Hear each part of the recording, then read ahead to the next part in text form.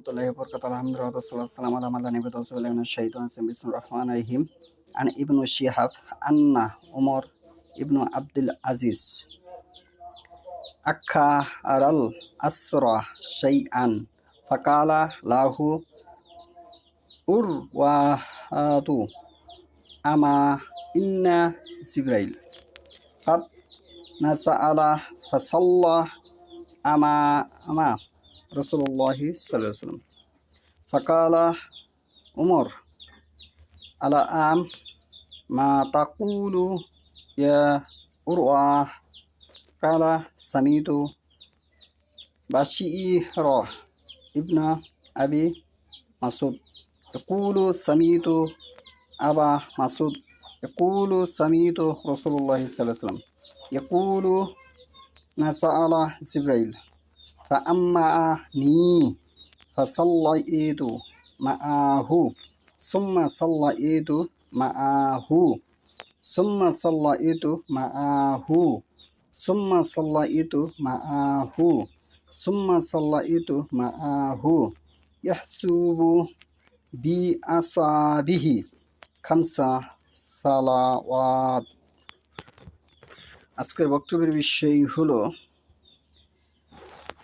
আল্লাহ রাসূল সাল্লাল্লাহু আলাইহি সাল্লামের ইমাম কে ছিলেন, আল্লাহ রাসূল সাল্লাম ইমামতি কে করেছিলেন, আল্লাহ রাসূল সাল্লাল্লাহু আলাইহি সাল্লামের ইমামতি কে করেছিলেন সে সম্পর্কে আমি যে হাদিসটা তেলাওয়াত করেছি সহিহ বুখারী 3 নম্বর খণ্ড, হাদিস নম্বর হচ্ছে 3221, হাদিস নম্বর হচ্ছে 3221, হাদিস নম্বর হচ্ছে 3221। ইবনু শিহাব হতে বর্ণিত, একবার উমর ইবনুল আব্দুল আজিজ আসরের সালাত কিছুটা দেরিতে আদায় করলেন। তখন তাকে উরওয়া রাদিয়াল্লাহু বলেন, একবার জিবরাইল সাল্লাল্লাহু আলাইহি ওয়াসাল্লাম আসছিলেন এবং আল্লাহ রাসূল সাল্লাল্লাহু আলাইহি ওয়াসাল্লামের ইমাম হয়ে সালাত আদায় করলেন। আল্লাহ রাসূল সাল্লাল্লাহু আলাইহি ওয়াসাল্লামের ইমাম হয়ে সালাত আদায় করলেন। তা শুনে উমর ইবনু আব্দুল আজিজ রাদিয়াল্লাহু বলেন, হে উরওয়া, কি বলছো, চিন্তা করো। উত্তরে তিনি বললেন, আমি ইবনু আবু মাসুদকে বলতে শুনেছি। তিনি বলেন, আমি আল্লাহ রাসূল সাল্লাল্লাহু আলাইহি ওয়াসাল্লামকে বলতে শুনেছি, একবার জিবরাইল সাল্লাল্লাহু আলাইহি ওয়াসাল্লাম আসলেন, অতঃপর তিনি আমার ইমামতি করলেন এবং তার সঙ্গে সালাত আদায় করলাম। আল্লাহ রাসূল বলতেছে, আমি তার সঙ্গে সালাত আদায় করলাম, আমার সালাতের ইমামতি করলেন জিবরাইল সাল্লাল্লাহু আলাইহি ওয়াসাল্লাম, অতঃপর আমি তার সঙ্গে সালাত আদায় করলাম, অতঃপর আমি তার সঙ্গে সালাত আদায় করলাম, অতঃপর আমি তার সঙ্গে সালাত আদায় করলাম। এই সময় তিনি তার আঙ্গুলের 5 ওয়াক্ত সালাত গুনছিলেন, 5 ওয়াক্ত সালাত গুনছিলেন। এখানে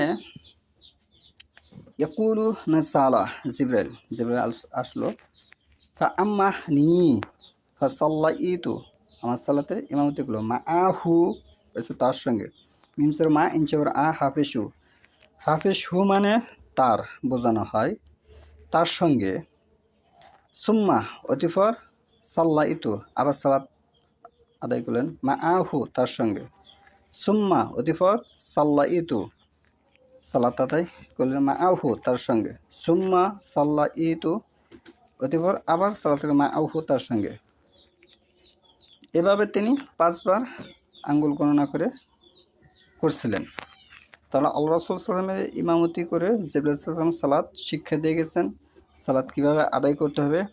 এই ভারতবর্ষে আমার পূর্বে যারা ইসলামের দাওয়াত দিয়েছে, 1995 জনই জনগণকে বিভ্রান্ত করছে হাদিসের বিষয়ে। মূলত তারা সহিহ হাদিস তাদের নিকট হয়তো পৌঁছায়নি, নয়তো কোনো স্বার্থে তারা জনগণের কাছে সঠিক দাওয়াতটি উপস্থাপন করেনি, দুটির একটি। হয়তো তারা সঠিকটা পায়নি, ওই ইন্টারেস্টদের শিক্ষায় শিক্ষিত হয়েছে, আর নয়তো তারা কোনো স্বার্থের কারণে জনগণের কাছে সঠিকটা উপস্থাপন করেনি। তাহলে এখানে আমরা স্পষ্ট হয়ে গেছি এই হাদিস দ্বারা আল্লাহ রাসূল সাল্লাল্লাহু আলাইহি ওয়াসাল্লাম ইমামতি ইসরাফিল করেছেন। হাদিস নম্বর হচ্ছে 3221। কিন্তু ভারতবর্ষে যে সালাত, বিভিন্ন সালাতের রূপ দেখা যায়, বিভিন্ন রকম দেখা যায়, যা একেবারে কোরআন এবং হাদিসের শতকরা 995 জনই বিরোধিতা করতেছে সালাতের। আবার একদল বের হয়েছে বর্তমানে, তারা বলতেছে কোরআন হাদিসের সালাত নেই, কিসের নাকি দাইমি সালাত আছে। তাহলে আল্লাহ রাসূল সাল্লাল্লাহু আলাইহি ওয়াসাল্লামকে যে সালাত শিক্ষা দিল, এটি কি ভুল শিক্ষা দিল? মানুষকে কোরআন হাদিস থেকে দূরে নেওয়ার জন্য অনেক পথ পন্থা মানুষ শয়তানে তৈরি করেছে। সে ফাঁদে আমাদের পা দেওয়া যাবে না। নারী পুরুষ সকলেই এক নিয়মে সালাত আদায় করতে হবে। আল্লাহ রাসূল সাল্লাল্লাহু আলাইহি ওয়াসাল্লামের নির্দেশ, সাল্লু কামা রাআইতুমুনি উসাল্লি, তোমরা সালাত আদায় করো যেভাবে আমাকে আদায় করতে দেখেছ। এখানে কিন্তু বলা হয়নি নারীরা ভিন্নভাবে পড়বে, পুরুষরা ভিন্নভাবে আদায় করবে। এখানে আবার একটি কথা স্পষ্ট করেছে সূরা নিসা ৭৭ নম্বরেতে, কুফু শব্দ রয়েছে সালাতে হাত যদি গুটিয়ে রাখা হয়, তাহলে কুফু শব্দ হচ্ছে গুটিয়ে রাখা। তাহলে সালাতে আপনার হাত এসে পড়বে সিনার উপরে। এটি সহিহ হাদিস দ্বারা সাব্যস্ত। সকল উলামায়ে কেরামে একে সমর্থন করেছে। এটি সহিহ হাদিস। এর বাহিরে আমরা ভিন্ন কোনো রূপ রেখা তৈরি করব না এবং শিয়াদের মতো আমরা সালাত আদায় করব না। শিয়ারা কিন্তু দেখেন, তারা নেটের যুগ, সার্চ দিয়ে দেখেন তারা কীভাবে সালাত আদায় করে, সেভাবে আমরা সালাত আদায় করবো না। শিয়ারা যেভাবে সূরা ফাতিহা পাঠ করে, সেভাবে আমরা সূরা ফাতিহা পাঠ করবো না। সূরা ফাতিহার মধ্যে কানা শব্দ নেই, কানা শব্দ আমরা বলবো না। কোরআনের বিষয়ে একটি শব্দ বেশি উচ্চারণ করা যাবে না, কমও করা যাবে না। সূরা মাইদার ৩ নম্বর আয়াতে আল্লাহ বক্তব্য দিয়েছেন যে ইসলাম পরিপূর্ণ, এখানে কমও করা যাবে না, বেশি করা যাবে না। যে কম বেশি করতেছে সে ইসলামের উপরে খেয়ানত করতেছে।